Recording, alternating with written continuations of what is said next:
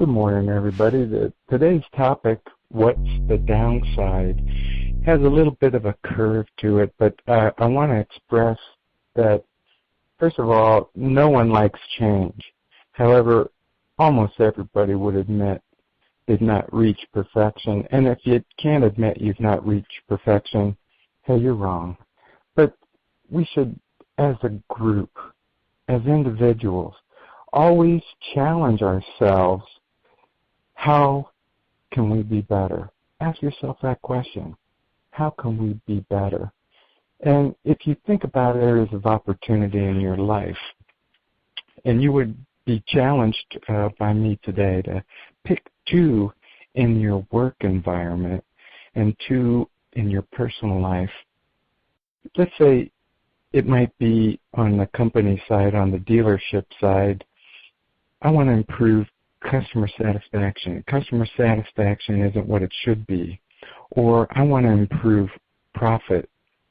On a personal life, it might be that you want to lose weight or you want to stop smoking.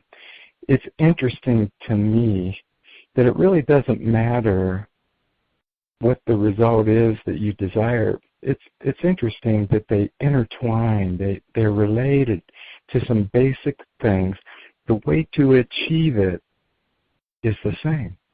And we're going to look at some steps that are required to achieve these goals, whatever you set, whether they're personal goals or they're company goals.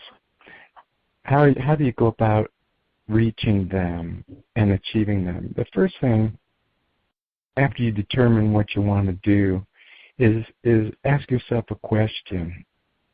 What action is needed? How do we achieve this? And let's start with self-image, because self-image is critical to achieving a goal. And I love this saying by Henry Ford, and if you look at some of the stuff that Henry Ford has written over the years, he's really quite the genius when it comes to these simple stated truth that makes so much sense to us. But Henry Ford said this: whether you think you can or you think you can't, you're right. And if you toss that around in your head just a moment, and whether you think you can or you think you can't, you're right. I think in the gray matter between our ears is so important when we're looking at what we're going to do to achieve. And I think Henry Ford is right on when he says this. If in your mind you're thinking, I can't achieve whatever you just set as a goal, or you said, man, wish I could improve customer satisfaction, but whatever comes after but, or I can't because, is really, at that point in time, just an excuse. And I tend to point out myself as area of opportunity, and I'd say with all the traveling that I do and all the different hotels I'm in and eating in restaurants all the time, one of the things that is easy for me to say is that, gosh, I can't exercise, I can't eat the right foods because I'm traveling all the time. You see,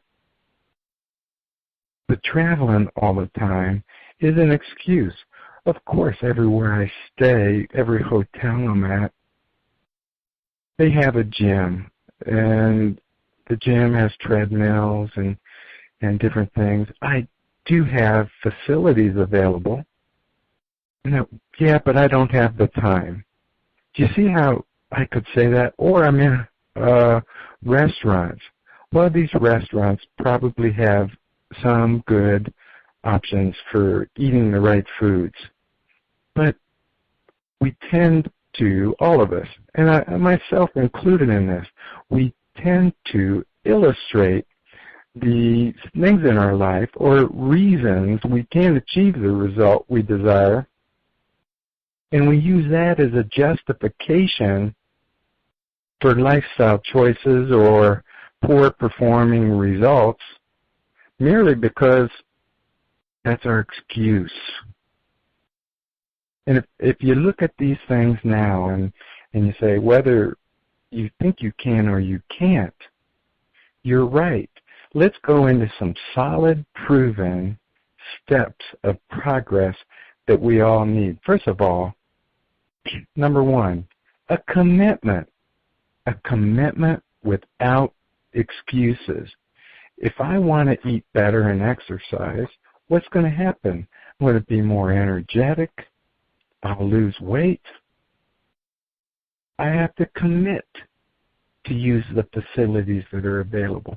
I have to commit to eat the right foods, make better food choices, no matter what. Now, if I commit and I set a deadline for an achievement, in this case, if it was a weight goal, I want to lose 10 pounds in the next 90 days.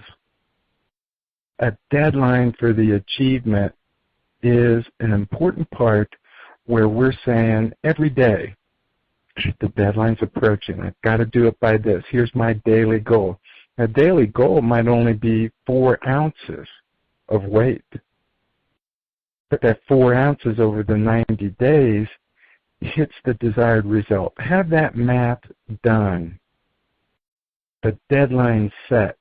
The commitment with no excuses. Then determine the needs to achieve this desired result. Do you need additional training? Do you need additional people? Do you need additional equipment? What requirements are needed to achieve your result? List those things down and get them done. And the fourth thing that we need to talk about on the step of progress is that things are going to happen. Regardless of what the goal is, things are going to happen. It's never automatic. You can't wiggle your nose and not have obstacles develop in your plan. It's how you deal with those obstacles that matter. You see, if you're talking customer satisfaction and then all of a sudden you get a bad survey and it's on your line and it's a objection against your target, it's easy to get discouraged.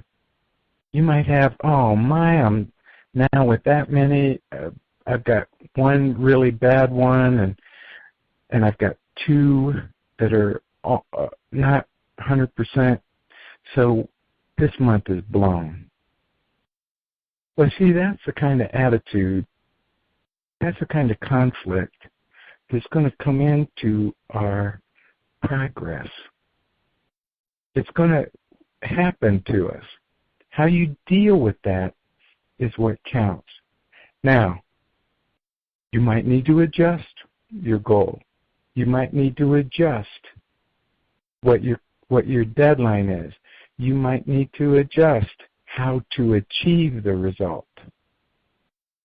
But never, number 4, never give up. The commitment weighs into all of this. Notice that the commitment is number 1. The commitment with no excuses. Then comes all of the rest of this.